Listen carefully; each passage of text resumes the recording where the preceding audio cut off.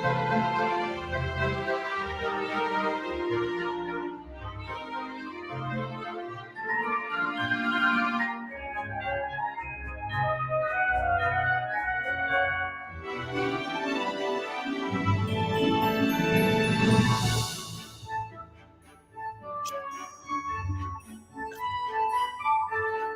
morning, everyone.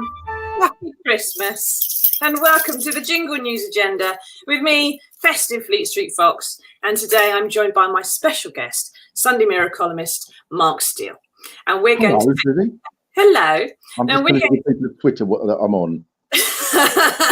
Thank you for keeping up with us. Now, we're going to take you through the best stories of the day. We're going to find a way to make you feel good about Christmas, however you're spending it this year. We're going to try and cheer you up a little bit because it is a bit crap, isn't it? Now, regular viewers will know this is the People's Paper Review. So through it all, we want you to ask us your questions. Dive into the comments. Ask us whatever's burning a hole in your head, and Mark and I will do our best to wrestle it into submission for you. We can't answer them all, but we will answer the best ones. So, this is Christmas, and what have we got? Well, I did a midnight Sainsbury's run yesterday. I am tinselled up, and I've already reached that stage where I am 98% sausage roll and 2% after 8. I am ready for Christmas. Mark, how festive are you feeling? Not in the slightest. I've decided to abandon it, which I think the country's done. And if people want to have it, that's fine. But I think probably the best thing would have been to announce that we're going to have an extra Christmas next August, something like that, and just leave it to then. Although there is a possibility that this is all going to go even worse, of course, and cannibalism will be breaking out by March.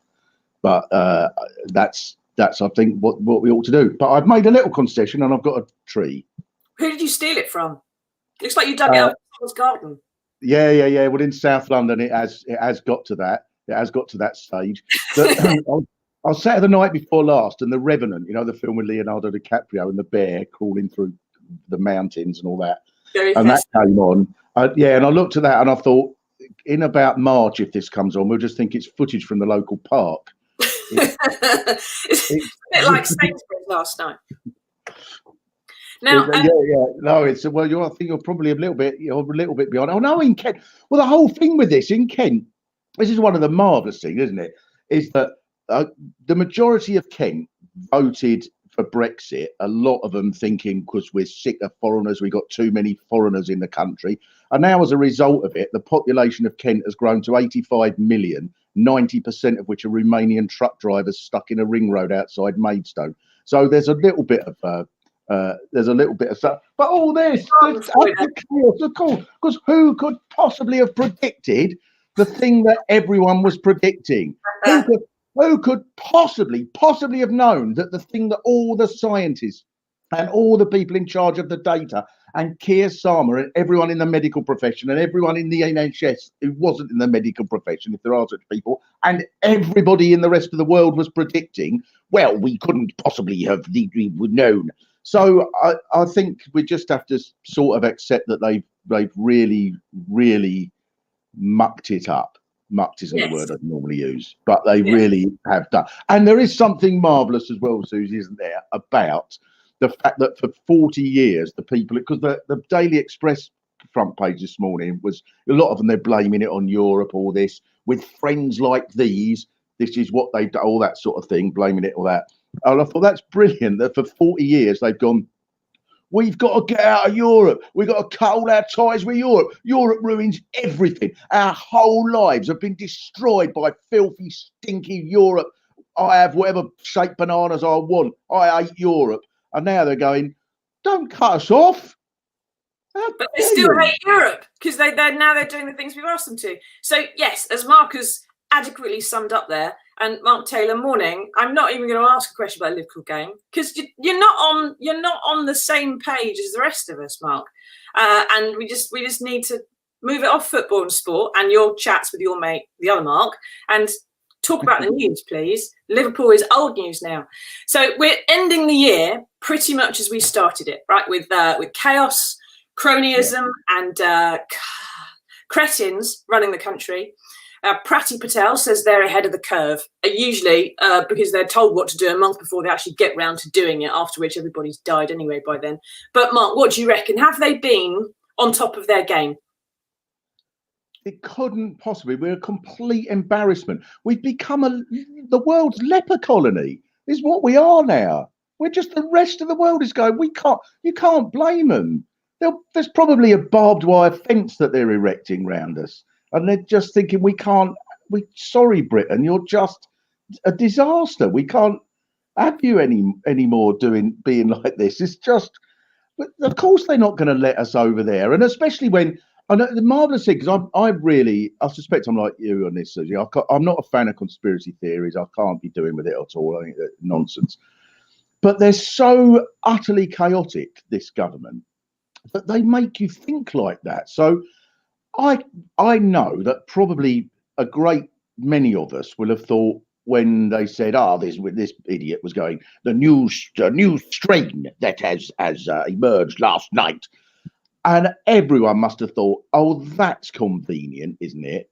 That is a new strain. It's not that, you've realised now that what all of the people that you're supposed to be listening to said would happen has happened.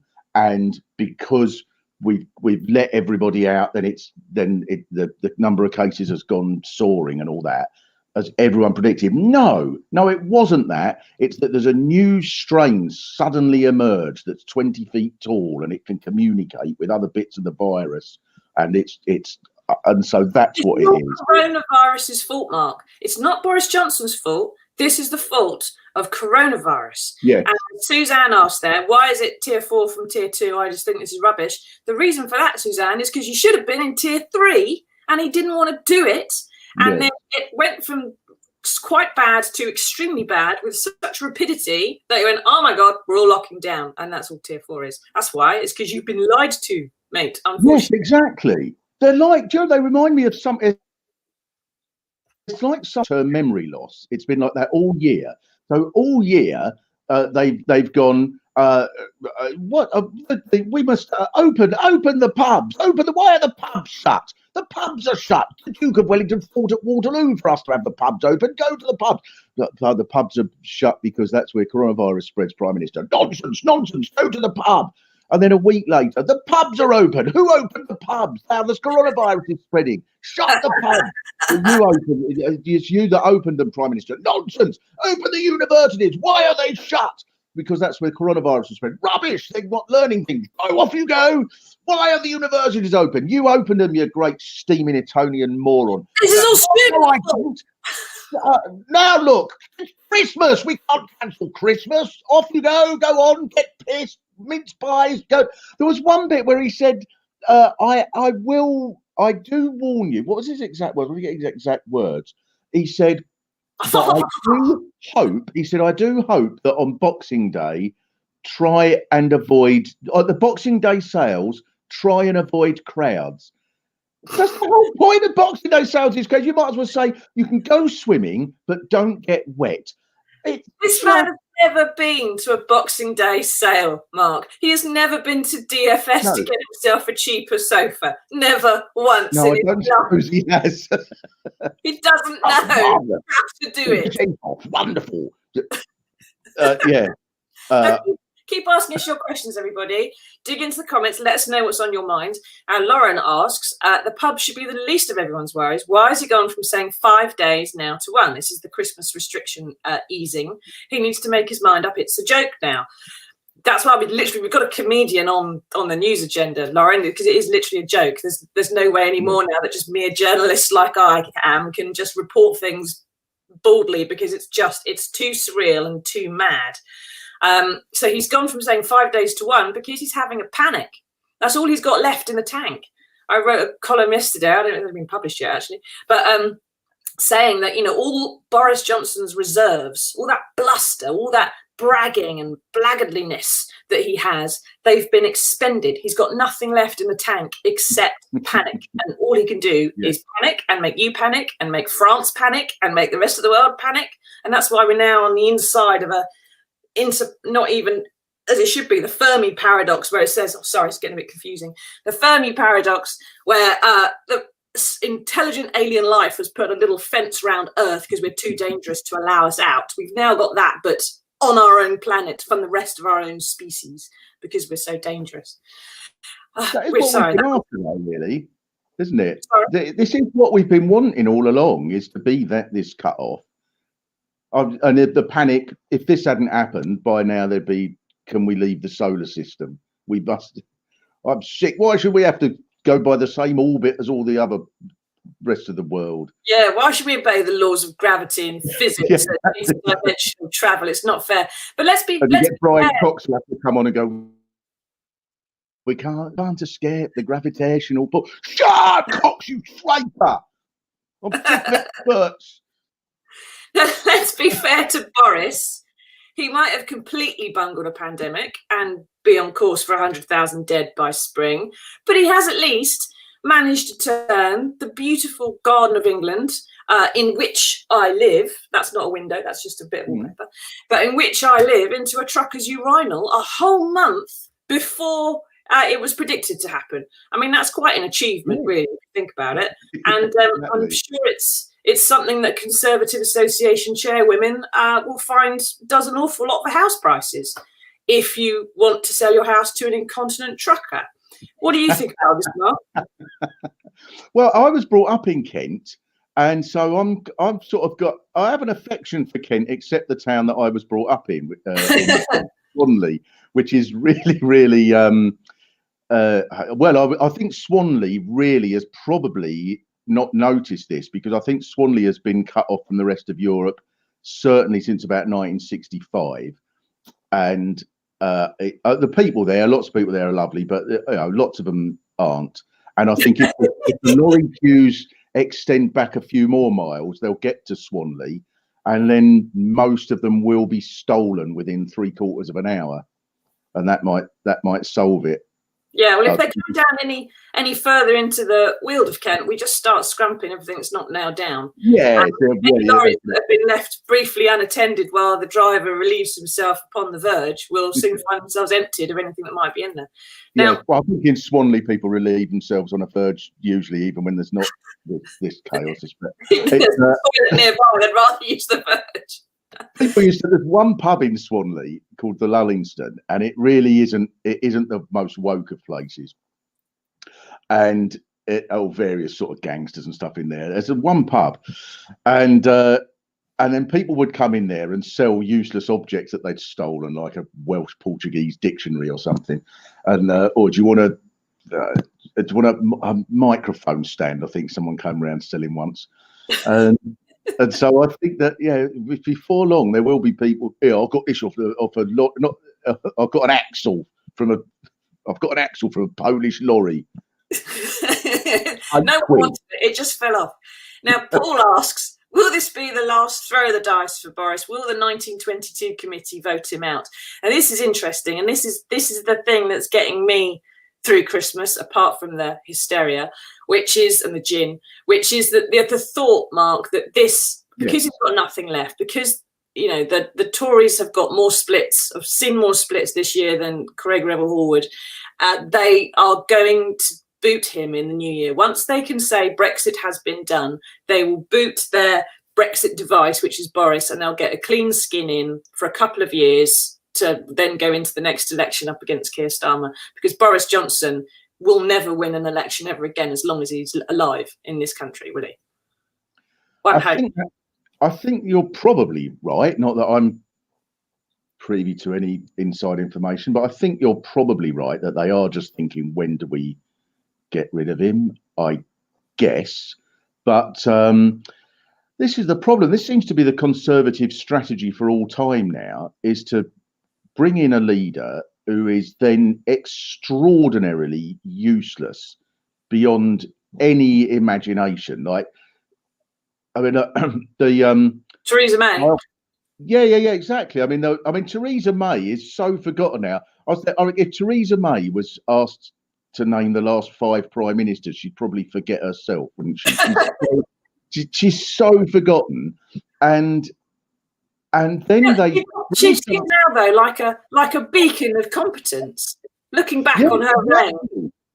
Well, yes, and because the way this is going, and then go back to Cameron and think, oh, he looks like an absolutely masterful chap. And Blair, I was listening to Blair this morning on the radio, and everyone was going, oh, at last, what a wonderful reminder of how competent someone who was so competent, the only thing they did was go into Iraq, run by Saddam Hussein, and manage to make things worse. That's all he did. Can't we have him back? Yeah, but the NHS didn't have so many bad cues. Now, Tom asks, is that the only Christmassy thing Mark can find? And on a serious note, what phrase will Boris say next? Alas is the answer to both questions, I think, Tom. Mark, explain yourself. Okay, two questions. One, yes, that's the only Christmas thing I've got. It's not that I'm generally against Christmas. I love it. I've had some brilliant. The last 5 or 6 Christmases I've had have been brilliant, but this one I've just abandoned. And the other question, the other one, the next phrase I think that Boris will say is, I think he'll go Latin again, and he'll go this week, modus vivendi, as it were, ipso facto coitus interruptus. Indeed, that'll be. I would go for some Shakespeare next. I think it's about we have some Shakespeare, and that's bound to come in. Maybe we should be playing Boris Bingo on Twitter next time the government press conference. I'm sure, I don't know if I dreamt this or if he really said it. I just imagine him saying the maximum number of people allowed in a room at any one time is 0. So if you find yourself in a room, you must leave immediately. Josh asks, how long do you think this lockdown will last for? Previously said a couple of weeks. That turned into 4 or 5 months. Josh, I think you can, or Spider-Man, as it may be, I think you can adequately judge how long this is going to last by being the opposite of whatever Boris Johnson's just told you. And it's not going to end until we come out of our houses in the spring, I think. What about you, Mark? Yeah, I agree. I think it's terrible. It just really feels serious now, doesn't it? It really feels like, I think the chances of getting to March without outbreaks of cannibalism are very slim. I just think it's just Nigella Lawson will be cooking things with hedgehogs that she's found in the street.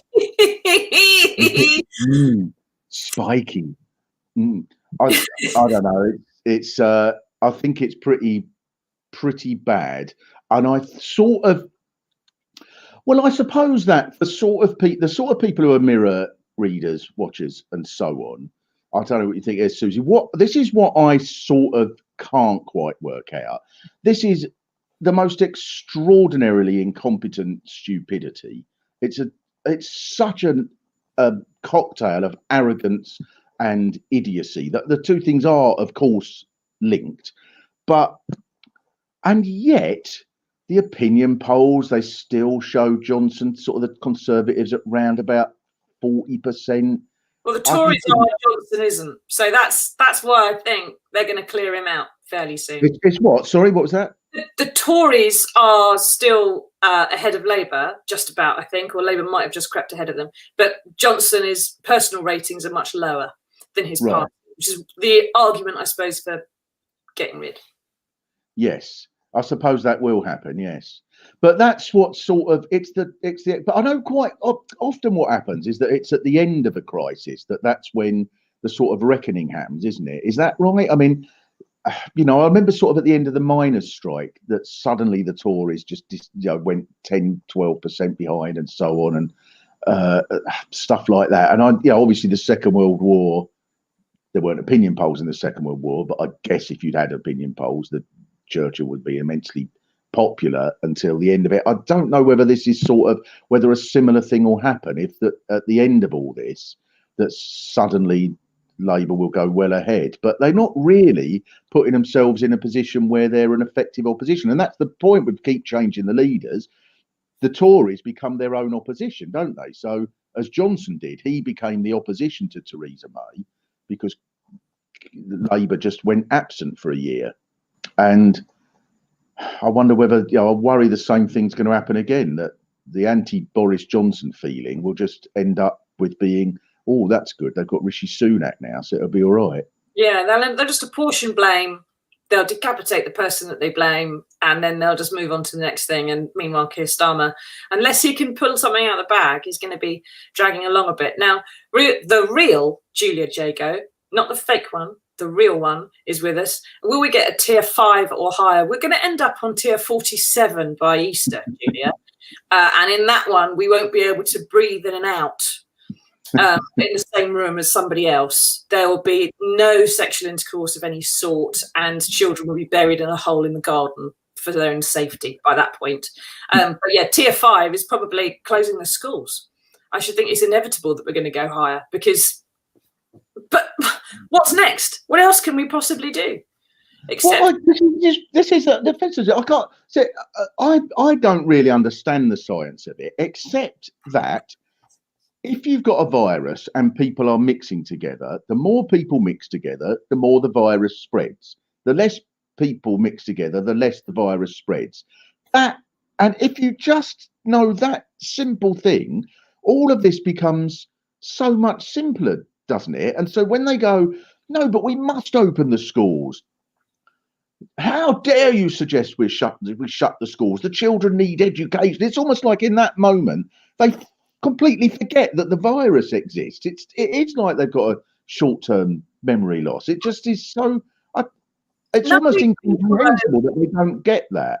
None of these people have ever looked after their own children, so they are unaware, really, that their offspring are walking biological warfare experiments. I mean, I've always said that if the Russians do actually ever start a land invasion, all we need to do is just leave the toddlers on the White Cliffs of Dover, just line them up, and they'll clear out the infantry in moments. There'll be no issues at all.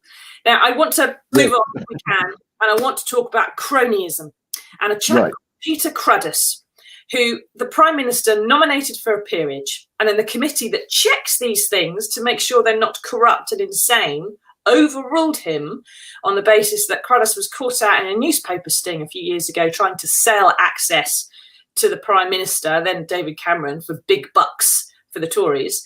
And then the Prime Minister has overruled the committee which had overruled him, saying that it was absolutely all fine. Mark, is this fine by you? Well, surprisingly, no. Like anyone's going to say yes. But isn't it? The trouble is, it's got to the sort of stage. It's a bit like when Trump would just every day do something that 10 years ago you would think, well, that will finish someone's career. And they just do it. And obviously this lot take their lead from Trump, or were doing. And so it's almost like, yeah, well, we'll just do what we want. Who cares? And now it's just accepted. And they give away these peerages. I mean, so this is in a way, isn't it, more like this is the thin end of how they've given away contracts worth billions and billions of pounds to their mates, while companies that could make the things and that offered to make the things and had experience of making the things we needed during the pandemic couldn't even get an answer to their phone calls, while they gave all their mates all of these contracts. And this, so if you've done that, Serco, £12 billion wasted on track and trace, on an utterly useless track and trace thing that would be more use if Serco just had a dandelion and went, he's got it not. That would be more bloody useful than this pointless, hopeless app thing that they give you on your phone. And they got billions of pounds. So this is once you've done that, this is quite small, isn't it? To just overall if you've got the brass neck to overrule the committee which has overruled you and do it all publicly without anyone complaining about it or caring that anyone notices, I suppose, yeah, it's not really it's only a drop in the ocean. Now, Kid Cobbler says, should we have fixed terms for the House of Lords or make them an electable upper house? The problem with that, Mr. Kidd, is that you end up with the same people that you have in the House of Commons, unless you only have the elections for the House of Lords in between the elections for the House of Commons, which mean we'll be having elections or general type elections every 2 years. And if you're going to have fixed terms, they might be longer, like 8 or 10 years, which would mean that once someone's in, you can't get them out. And we have that problem now to some extent. And the next story that we need to talk about, actually, very quickly, is about an aristocrat. I think he's got a seat in the House of Lords. Maybe he hasn't. But he's called the Marquis of Bute, and he lives in London, and he also owns a Scottish island. And in the middle of a pandemic, it appears that he and most of his family decided to up sticks and go to the Isle of Bute. Because why not? It's their ancestral seat. And now the Procurator Fiscal is going to consider whether to charge them. So there's 7 of them. John Crichton Stewart, who used to be an F1 racing driver, has tootled after. Is there Nicola Sturgeon's been caught today, not wearing a face mask? Prince William was caught yesterday, not socially distancing from Sophie Wessex or Prince Edward, which frankly everybody wants to do. And is there anybody anywhere who actually knows the rules and is capable of following them? I don't think anybody knows the rules, and I do think that the Dominic Cummings business was a sort of turning point, wasn't it? I know that there's various police and that who say that from that moment onwards, if they ever approached anyone and said, "Oh, can you move away?" "Oh, we're checking our eyesight, mate." And that's what everybody does. And I think from then on, the government just lost all authority, really. And what? What? Oh, yes. Mega mind. I think that what social distancing, face mask wearing, and so most people do seem to follow the rules, such as they are mostly. And I think it's sort of most people are being reasonable, aren't they? I think, but nobody really knows the rules. I don't know. Are you allowed? What are you allowed to do? Nobody knows. And then because of his gibbering nonsense that Johnson's done all the way through, you must go to work, but are not permitted to travel there, or whatever nonsense that nobody could understand. And so, no, you're right. Nobody knows the rules. That's not the excuse for these people. They knew they were breaking the rules, but they don't think the rules apply to them, do they? Everybody knows that. Everyone knows when someone said, even Boris Johnson, when he said, you can't go out of tier 4 to your country estate, whatever you go, but they wouldn't think it applies to them. But we're the Marquis of Bute, for goodness sake. I own my island. I can go right down where I like. I own my island. Exactly. We have to wait and see where Boris Johnson spends Christmas. It had better be in Downing Street, Mr. Johnson. Now, Mike has asked an interesting question. Morning, Mike. If Boris and Carrie turned up at your home on Christmas Day, saying there's no room at the local Holiday Inn because it's closed and we're all in tier 4, would you take them in, and what would you give them for Christmas? That's a very interesting question. It would depend if it was raining, Mike. If it was pissing it down, I'd leave them outside to enjoy it. And if I couldn't injure them or harm them or annoy them that way, I would let them into my home, where I would let them lick the toilet bowls like they used to do at Eton. Something like that. How about you, Mark? Well, luckily, I have, in anticipating that this might happen, I have built a stable in the garden. Just in case Boris turns up. Yeah, and that's where they're going. They're not coming in, first of all, because it's breaking the rules, but they would be breaking the rules. I don't want their aristocratic foul virusness spreading around the house, even if there wasn't a pandemic. We're not letting your conservatism in here. Yeah, exactly. Coming in here, coming in here, you probably have a couple of kids while you're in here. Yeah, exactly. Putting personal responsibility above collective effort. Get out. We don't want you. John asks, what are your plans this Christmas? John, I am very lucky. As a single parent, I get to bubble with my folks who live just down the road from me. And so we're a very small family anyway. The 4 of us are going to get together. My parents are coming over. And because it's Brexit year, I'm cooking gammon. Because why not? And my mum's making the pudding. And we're going to watch Christmas Strictly on telly and have a very good time with a 4-year-old who's going to be knocked out of her skull by the festivities, I should have thought. What about you, Mark? What are your plans? I shall be with my lovely daughter, who's moved in with a chef. Handy. Very handy. Yeah, it is handy, yeah. And she's very sweet and lovely, my daughter, and as is the chef. So that'll all be lovely. And then that's it, really. And then I'm going to carry on as well. And I'll say I'm going to have Christmas. I'm going to really do it. I'm not just saying it. I'm going to, like, around about August, if we're not by which if I'm still alive, the population of Britain will probably be about 70 by then. And then I'm going to have Christmas. Then I'll have a tree and decorations and have a party and everything.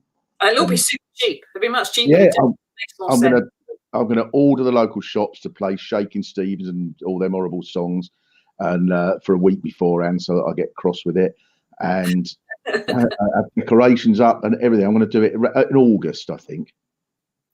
Good idea. Have an Australian Christmas. During a heat wave, be fantastic. And I'm working Christmas Day night, John, as well.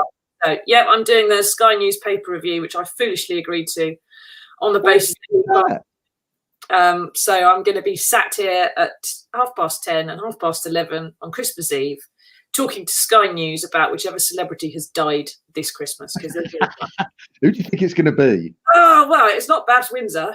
It's often a royal, obviously, and quite often they're down on Saturday nights. So because Christmas is a Friday this year, it's a bit sticky. Diana was a Saturday night. So was the Queen Mum. So was Princess Margaret. And I was working at the Sunday Mirror at the time, so that was always fun. Last thing, anyway. What do they do on Saturdays? What do you do on Saturdays? No, what do they do on Saturdays? The royals They do this, right? They die intentionally because ever since one of the last kings, George the something, right, was shuffled off with a syringe full of cocaine because they wanted to get it in the Times. And so these days, I'm certain they do it in such a way as they can upset the Sunday Red Tops by doing it slightly too late for deadline. They've got to rip everything out and start again. Or maybe they're just really dangerous on Saturdays. It's just a royal tradition. Come on, it's Saturday. Let's jam a knife into a paper. Alexandra. Now, Beth asks, do you think the virus will affect house prices and first-time buyers? I think it will affect house prices, Beth, because people are not going to be living in cities in quite the same way that they are now. They're going to want to live in the suburbs, and they're going to want to live nearer their folks if they're not in the city. And I think working from home and this business, Zoom calls and stuff like that, will mean that if you're from Yorkshire, you don't have to move to London to work. You can be near your folks. They can help you out with the childcare. You can help them maybe. And so therefore house prices in the regions are going to be stronger than the ones in the cities, perhaps. But first-time buyers are screwed because a lot of first-time buyers are going to be younger and more likely to have lost your jobs in the pandemic. So, don't vote for this lot again, is all I can say. What do you think, Mark? Oh, I don't know. I'm sort of, it's what a mess it is that a house now is mostly an investment and so on, and that for people who've got one, and that's rather than a place you live in, and that's what's caused the kerfuffle, isn't it? And if you've got, like, my son lives here, and he's 24, he doesn't want to. He's sick of me, as he should be. Yeah. But he can't. I don't know. So house prices would have to fall, mind you. At the moment, because he's not had any work really this year, house prices would have to fall to about 35 quid. Get a mortgage. I could put 9 quid down if I could get the other 26. Yeah, I was always very lucky. I managed to get my mortgage just ahead of the financial crash, luckily. So as far as I'm concerned, that the massive debts I owe and have managed to pay the interest on since then, technically it's the World Bank's problem, not mine. Now, Michael asks, should there be a third coronavirus lockdown here in the UK? I think there's going to be. Whether there should be or not is a sort of a moot point. What do you think, Mark? Should there be a third lockdown? I mean, tier 4 is a lockdown effectively, but yes, it's very much a lockdown here. But I guess so. But if there was one, if there was a sort of short one that was done properly and planned and on time, then it would be less. And that's, as there has been. I know other countries haven't got away with it, but in France, they had a lockdown that started 1 week before our one in March, and it was finished in the middle of May, 6 weeks before we came out of our one, because they did it thoroughly and properly. And the French one was late, and they still managed it better than us. Yes, it was late. Yes. For various reasons, I'm very familiar with the exact dates of the French one. But then in but then similarly here, you know, and I saw sort of Macron do his speech when he announced the curfew, and just I don't really like him, but it's just the authority and the sort of sense of like, right, we know what we're doing and we're on top of it was so much more. Whereas again, exactly the same mistake was that took place as happened in the first time round. We're not like the French. I mean, at one point he said that we don't have to do this. We're Britain. We've got a love of liberty. We're Britain. Which is it? So what? The virus is going to go? Oh, we're not going to go there. They invented the steam engine. So yeah, we did it late. Bear in mind something I found out the other day. Vietnam, right? It's got an 800-mile border with China. It's a communist country, and they've got a population of just over 90 million. How many deaths, off the top of your head, how many deaths, Mark, do you think Vietnam had in coronavirus? Oh, 35. No, less than that even. 35.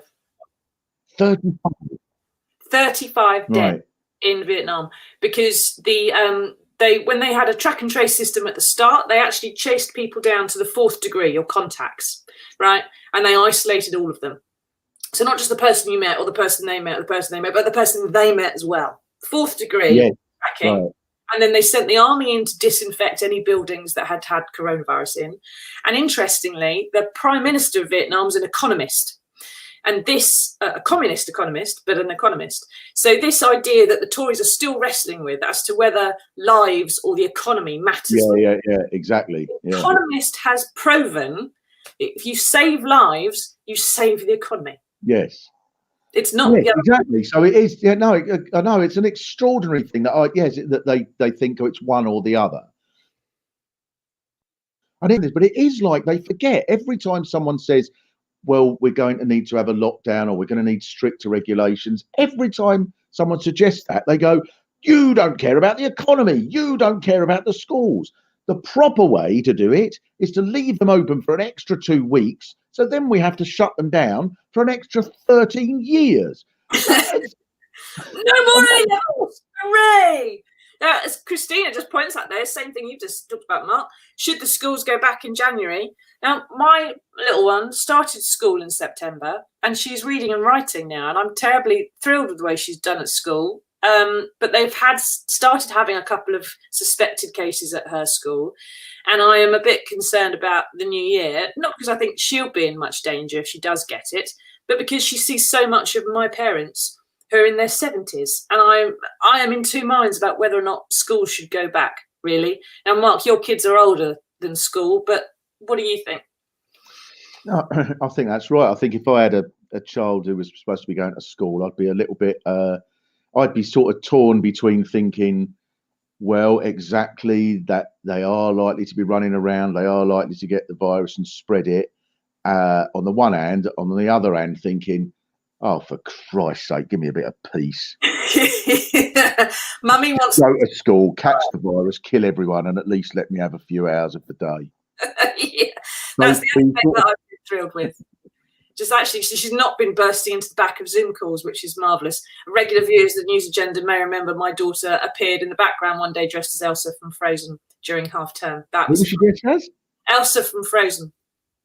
Oh. She wasn't singing, but we were close. Now, the final story, okay, it's been very bad news, but we want to leave you with something that will cheer you up. Now, this is a story. It's in the Mirror today. This is about Nancy Latham, who's aged 92, and she was expecting only 4 cards this Christmas. But after her family did an online appeal, she's had an absolute mountain of well wishes get in touch with her. And this is when no one sends cards anymore, but look at her face. She's so thrilled. She said all these cards sent through to just as people say Happy Christmas. Now, Mark, doesn't this prove that most people are good?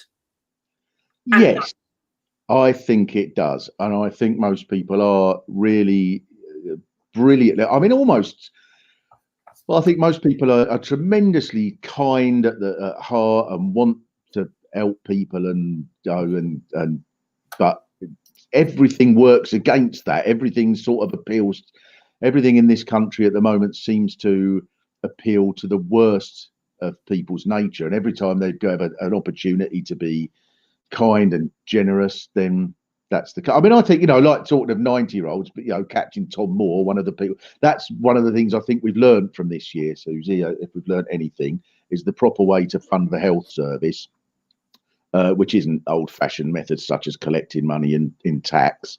Clearly, the proper way to fund the health service is to get a 99-year-old to walk around the garden, and that's how we should do it. And we can, and of course, we can adjust it to the time of year. So in the summer, when the health service isn't so busy, you can just wander around, and then in the winter, come on, hurry up! Get on your walking frame, move! The dialysis machine. We can get them to power some electricity. Move! And that's how we do it. No, that's a nice way to end this. But anyway, of course.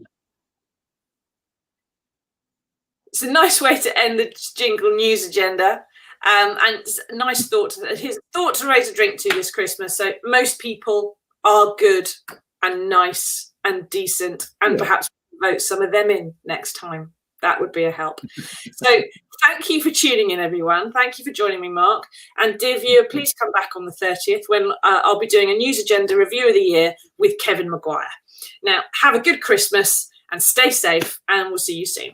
Bye-bye. Bye-bye.